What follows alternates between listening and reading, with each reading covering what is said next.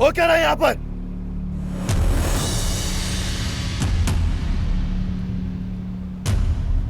नीचे करो अपने हथियार।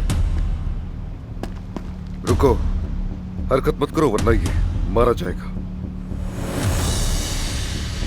एहसान को खोलो जल्दी। मैंने कहा अपने हथियार नीचे रखो। जल्दी करो, अपने हथियार नीचे रखो।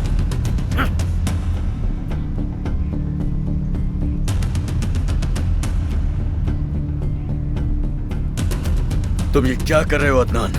तुम वायदा शायद भूल रहे हो। मैंने तुम्हें कहा था यह मत आना। तुमने हमारे मुआहदे का पास नहीं रखा। ये सब उसी का बदला है। चलो।